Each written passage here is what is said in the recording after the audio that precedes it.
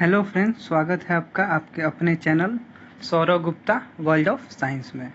पिछले वीडियो में हम लोगों ने पढ़ा था कि ट्रांसपोर्टेशन इन ह्यूमन बीइंग, कि ब्लड का फ्लो ह्यूमन बीइंग में कैसे होता है, ट्रांसपोर्टेशन कैसे होता है। इस बार ब्लड प्रेशर के बारे में जानेंगे और ट्रांसपोर्टेशन इन प्लांट जाना जाएगा। So what is blood pressure? The force that blood exerts against the wall of vessels is called blood pressure। जो फोर्स वेसल्स के वाल पे लगता है उसी को ब्लड प्रेशर कहते हैं। This pressure is much greater in arteries than in veins. जो ये ब्लड प्रेशर होता है वो आर्टरीज में ज़्यादा होता है और वेन में कम होता है, क्योंकि आर्टरीज जो है वो ऑक्सीजनेटेड ब्लड कैरी करता है और वेन जो है deoxygenated blood. The pressure of blood inside the arteries during ventricle systole contraction is called systolic pressure, and pressure in the artery during ventricle diastole relaxation is called diastolic pressure। जो pressure arteries के वाल पे लगता है contraction में, जब arteries contract करता है तो उसको सिस्टोलिटिक प्रेशर कहते हैं, और जो प्रेशर आर्टरीज के वाल पे जब रिलैक्सेशन होता है, ब्लड का फ्लो का फिर रिलैक्सेशन होता है तो उसको डायलोस्टिक प्रेशर कहते हैं। The normal systolic pressure is 120 mm of Hg and diastolic pressure is 80 mm of Hg। ये जो मिनिमम जो प्रेशर नापने के लिए ये Hg का इस्तेमाल होता है। जो मरकरी हो गया उसको ब्लड प्रेशर के जो मापने का जो मशीन होता है उसमें मरकरी के हिसाब से ही नापा जाता है। मरकरी कितना ऊपर गया, मरकरी कितना नीचे आया, उसी के हिसाब से मेजरमेंट होता है। तो सिस्टोलिटिक प्रेशर का 120 mm ऑफ मरकरी होता है Hg, एंड डायलोस्टिक प्रेशर का 80 mm ऑफ Hg होता है। Blood pressure is measured with the instrument called sphygmomanometer. Transportation in plants में ट्रांसपोर्टेशन कैसे होता है? The process involve the transportation of water and necessary nutrient to the all parts of the plant for its survival. जो transportation होता है plant में, उसमें water का ट्रांसपोर्टेशन जरूरी है और न्यूट्रिएंट का all parts of the plant में। Food and water transportation takes place separately in plant. जो फूड और वाटर का ट्रांसपोर्टेशन होता है सेपरेटली होता है प्लांट में। Xylem transport water and phloem transport food. जो जाइलम होता है वो वाटर ट्रांसपोर्ट में मदद करता है और फ्लोएम जो है वो फूड ट्रांसपोर्ट में। ये वेस्कुलर बंडल होता है, ट्यूब लाइक स्ट्रक्चर होता है प्लांट्स में। Difference between xylem and phloem. और जाइलम और फ्लोएम में डिफरेंस क्या है? Xylem it transport mineral and water from root to upper parts of the plant. ये वाटर और मिनरल को रूट से upper part of the plant में भेजता है। और phloem it's transport nutrient and food like amino acid sugars from leaves to growing parts of the plant. ये nutrient और फूड को, जैसे अमीनो एसिड हो गया, शुगर हो गया, फ्रॉम लीफ से और growing parts of the plant में भेजता है। जैसे फ्रूट हो गया और स्टेम हो गया, जो टिप ऑफ स्टेम होता है उसमें मेरिस्मेटिक टिश्यू होता है, जो हम लोगों ने 9th में पढ़ा था। और प्लांट में ज़्यादा जगह पे फूड नहीं पहुंचाना पड़ता, क्योंकि प्लांट में मोस्टली जो होता है सेल वो डेड होता है, इसीलिए बोला गया है कि growing parts of the plant. It's movement is unidirectional. इसका मूवमेंट जो है यूनिडायरेक्शनल है, मतलब एक ही डायरेक्शन में इसका मूवमेंट होता है जाइलम का। और it's movement is by directional. और जो फ्लोएम का डायरेक्शन है वो बाई डायरेक्शन होता है, क्योंकि फूड को ऊपर के पार्ट्स में पहुंचाना जरूरी है और नीचे के पार्ट्स में भी। तो इसका ऊपर भी ट्रांसपोर्टेशन होता है और नीचे भी, लेकिन वाटर को तो सिर्फ रूट से और लिप्स तक पहुंचाने के लिए जाइलम का इस्तेमाल होता है, इसीलिए इसको यूनिडायरेक्शनल, इसको बाई डायरेक्शनल कहा गया है। It contain xylem sclerenchyma, xylem parenchyma, tracheid and vessel element. जो जाइलम है वो जाइलम स्केलेनकाइमा। स्केलेनकाइमा हम लोग ने 9th में पढ़ा हुआ है कि स्केलेनकाइमा क्या होता है, जाइलम पैरेन्काइमा क्या होता है। स्केलेनकाइमा में मोस्टली डेड सेल होता है और जाइलम पैरेन्काइमा में जो ग्रोइंग पार्ट्स होता है वो होता है। ये सब हम लोग 9th में पढ़ा हुआ है। It contain companion cells, phloem parenchyma, sieve tubes and phloem fibre. और फ्लोएम में companion cell, phloem parenchyma, sieve tubes और फ्लोएम फाइबर होता है। The nature of the tissue is hollow dead cell. और जो जाइलम का टिश्यू का nature होता है हॉलो होता है और डेड सेल होते हैं। The nature of this tissue are living with cytoplasm but without the nucleus. और जो इसका फ्लोएम का जो टिश्यू का नेचर है वो लिविंग होता है और उसमें साइटोप्लाज्म होता है लेकिन इसमें न्यूक्लियस नहीं होता है। This tissue are present in the centre of vascular bundle. और ये जो जाइलम है वो सेंटर में रहता है वेस्कुलर बंडल के। और this tubes are present outside the vascular bundle. और जो फ्लोएम है वो आउटसाइड होता है वेस्कुलर बंडल के। Transport of water. Transport of water कैसे होता है प्लांट में, ये जान लिया जाए। Water is absorbed by the roots and is transported by xylem to the upper parts of the plant. जो वाटर है वो एब्जॉर्ब्ड होता है रूट से और जाइलम के जो वेस्कुलर बंडल है उसके द्वारा xylem upper parts of the plant में जाता है। Root pressure and transpiration are the forces that contribute toward the upward movement of water even in tallest plant. जो रूट प्रेशर होता है और ट्रांसपिरेशन होता है उसका डेफिनेशन हम लोग देखेंगे इसके बाद कि वही मदद करता है अपवर्ड मूवमेंट ऑफ वाटर में। वो छोटे भी प्लांट में मदद करता है और बड़े बड़े ट्रीज में भी मदद करता है। जैसे रेडवुड ट्री हो गया, सबसे टॉलेस्ट ट्री होता है। Root pressure at the root cells in contact with soil activity take up ions. जो रूट होता है वहाँ पे सॉइल जो है वो आयंस को लेता है। This create a difference in the concentration of these ions between the roots and the soil. और इससे एक ठो कॉन्सेंट्रेशन डिफरेंस बनता है। हम लोग जानते हैं कि हायर कॉन्सेंट्रेशन से लोअर कॉन्सेंट्रेशन में कोई भी सब्सटेंस जाता है तो कॉन्सेंट्रेशन डिफरेंस होता है सॉइल और रूट में। और water moves into the root from the soil. और जो वाटर है क्योंकि सॉइल में वाटर का कॉन्सेंट्रेशन ज़्यादा होता है और रूट्स में जब रूट्स एब्जॉर्ब करने वाला होता है तो उसमें कम होता है। इसीलिए जो वाटर है हायर कॉन्सेंट्रेशन से सॉइल का हायर कॉन्सेंट्रेशन से रूट में लोअर कॉन्सेंट्रेशन में चला जाता है टू एलिमिनेट दिस डिफरेंस। और वही डिफरेंस को एलिमिनेट कर देता है, इक्विलिब्रियम में ला जाता है, मतलब समांतर कर देता है। This means that there is a steady movement of water into the root xylem. इससे एक कंटिन्यूअस मूवमेंट होता है वाटर में, वाटर का जाइलम में। This create a continuous column of water that gets pushed upward. This is root pressure. और इसी से जो वाटर है अपवर्ड पुश होता है। Transpiration evaporation of water molecule in the form of vapor from cells of a leaf stomata creates a suction pulls water from the xylem cells of the root to aerial parts of the plant is known as transpiration। जो water का evaporation होता है stomata के द्वारा, जो हम लोग ने स्टोमाटा का स्ट्रक्चर देखा था पिछले वीडियो में, वो वेपर के फॉर्म में ट्रांसपिरेशन होता है। और जो लीफ का सेल है स्टोमाटा क्रिएट सक्शन पुल क्रिएट करता है। जैसे हम लोग स्ट्रॉ इफेक्ट के बारे में हम लोग ने देखा था पिछले वीडियो में कि स्ट्रॉ कैसे हम लोग स्ट्रॉ से पानी पीते हैं तो ऊपर से पानी हम लोग लेते हैं तो नीचे से पानी ऊपर आता है। वही स्ट्रॉ इफेक्ट यहाँ पे ट्रांसपिरेशन में होता है। This it pull helps in absorption of upward movement of water and mineral dissolve in the water from root to leaves. और इसी से अपवर्ड मूवमेंट ऑफ वाटर होता है। और transportation of food and other substance, जो transportation है food का और अदर सब्सटेंस का, ये क्वेश्चन भी है हम लोगों के बुक में NCERT में कि फूड का ट्रांसपोर्टेशन कैसे होता है। तो ये इसका आंसर भी हम लोग इससे लिख सकते हैं।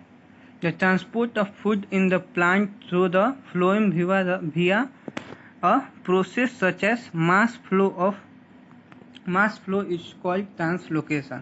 जो फूड का ट्रांसपोर्ट होता है फ्लोएम के द्वारा, वीवा मतलब द्वारा होता है, फ्लोएम के द्वारा उसी मास फ्लो होता है फूड का, उसी को ट्रांसलोकेशन कहते हैं। फूड का ट्रांसपोर्ट को ही ट्रांसलोकेशन कहते हैं। Photosynthesis, that is sugar and organic molecules such as amino acid, organic acid, protein, inorganic solutes like calcium, sulfur, potassium, iron from mature leaves to areas of growth and storage are transported through phloem। जो photosynthesis का जो by product होता है, जैसे sugar हो गया और organic molecule हो गया जैसे amino acid, organic acid, inorganic solute, calcium, sulphur, potassium, ये सब फ्लोएम के द्वारा ट्रांसपोर्ट होता है। Material like sucrose is loaded from leaves to phloem using the energy of ATP. और जो प्लांट भी एटीपी, हम लोग जानते हैं कि प्लांट भी एटीपी प्रोड्यूस करता है, तो ये जो एटीपी प्रोड्यूस होता है वो भी प्लांट भी खुद यूटिलाइज करता है सुक्रोज को लोड करने में फ्लोएम में, इसमें एनर्जी का यूज होता है। Such a transfer increases osmotic pressure causing movement of water from nearby cells into a phloem tissue and the material get transported through the phloem. और जो फ्लोएम है वो फूड ट्रांसपोर्ट करता है, लेकिन हम लोग जानते हैं कि वाटर एक मीडियम रहता है, क्योंकि वाटर के द्वारा ही हम लोग के बॉडी में भी वाटर के द्वारा ही मीडियम होता है और वो ट्रांसपोर्ट करता है, क्योंकि हम लोग जानते हैं कि हम लोग के बॉडी में भी 75% वाटर होता है, उसी से एक तो मीडियम क्रिएट होता है जिससे हम लोगों का फ्लो होता है ट्रांसपोर्टेशन का। तो इसमें भी फूड जो फ्लोएम है उसमें सिर्फ फूड है, तो उसको भी वाटर चाहिए, इसीलिए जो बगल में जो उसके बगल में जो जाइलम है उसमें वाटर होता है और हायर कॉन्सेंट्रेशन ऑफ वाटर होता है, और फ्लोएम में लोअर कॉन्सेंट्रेशन ऑफ वाटर होता है। इसीलिए जो वाटर है जाइलम से फ्लोएम में जाकर और वहाँ पे चला जाता है फ्लोएम में, उसी से ट्रांसपोर्ट होता है फूड का essential part of the plant में। The same pressure is also responsible for the transfer of substance from phloem to the tissue where food is required. और यही सेम प्रेशर फूड को भी ट्रांसपोर्ट करने में मदद करता है। Thus the bulk of flow of material through the phloem takes place in response to osmotically generated pressure difference। और ये जो बल्क ऑफ फ्लो होता है फूड का फ्लोएम के द्वारा, वो ऑस्मोटिकली जनरेटेड प्रेशर के द्वारा होता है, प्रेशर डिफरेंस होता है। जैसे इलेक्ट्रिसिटी कोई अगर पढ़े होंगे आप लोग तो जानते होंगे कि प्रेशर डिफरेंस होता है, पोटेंशियल डिफरेंस भी, वैसे ही यहाँ पे भी जैसे वाटर करंट होता है वो भी पोटेंशियल डिफरेंस पे ही चलता है। अब एक्सक्रीशन किसको कहते हैं? It is a process of a removal of metabolic waste material and other non useful substance. जो रिमूवल ऑफ वेस्ट मटेरियल होता है और अदर नॉन यूजफुल सब्सटेंस का जो रिमूवल होता है बॉडी से, उसी को एक्सक्रीशन कहते हैं। एक्सक्रीशन इन यूनिसेलुलर में एक्सक्रीशन कैसे होता है? In unicellular organisms such as amoeba and bacteria, the waste product is removed by simple diffusion through the general body surface। और जो अमीबा में जो होता है वेस्ट का डिस्पोजल, वो सिंपल डिफ्यूजन से होता है जनरल बॉडी सरफेस से। The undigested food in unicellular animal is excreted when the food vacuole merges with the general body surface and open to outside। जो अनडाइजेस्टेड फूड है वो vacuole में चला जाता है, फूड वैक्यूल में, और फूड वैक्यूल जब ब्रस्ट होता है, जब वहाँ साइटोप्लाज्म से गुजरता है तो फूड वैक्यूल को इन लोग ब्रस्ट कर देता है, मतलब फोड़ देता है, और वहाँ से जो होता है अनडाइजेस्टेड फूड वो निकल जाता है। अब एक्सक्रीशन इन ह्यूमन में एक्सक्रीटरी सिस्टम देख लिया जाए।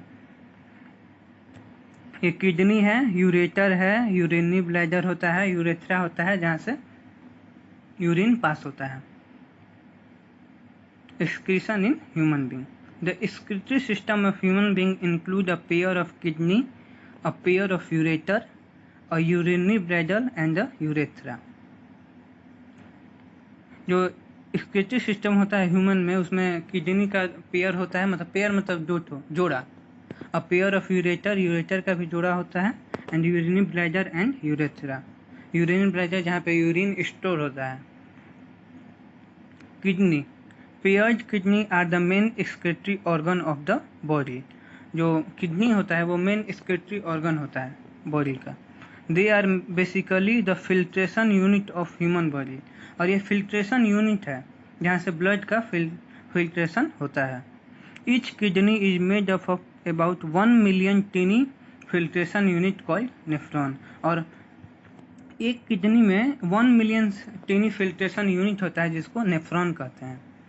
It's function to filtering waste material, medication and toxic substance from the blood, और इसका फंक्शन होता है filtering waste material, medication, toxic substance like ammonia को हो गया, यूरिन हो गया, ये सब निकालता है हम लोग के बॉडी से, फिल्टर करता है। It also secreting hormone that helps produce red blood cell, promote bone health and regulate blood pressure, और ये हार्मोन भी सिक्रेट करता है जिससे रेड ब्लड सेल प्रोड्यूस होता है और बोन का जो हेल्थ है वो प्रमोट होता है और ब्लड प्रेशर भी रेगुलेट होता है किडनी से। नेफ्रॉन किसको कहते हैं? Each kidney has millions of nephron and it forms the basic structural and functional unit of filtration function of kidney. इसका यूनिक फंक्शन होता है नेफ्रॉन का। Each nephron has 2 parts, Malpighian body and renal tubule. जो nephron है उसका 2 part होता है, Malpighian body और रेनल ट्यूब्यूल। मैल्फिनियन बॉडी में क्या होता है? Is made of cup like structure called Bowman capsule which included a bunch of capillaries called glomerulus.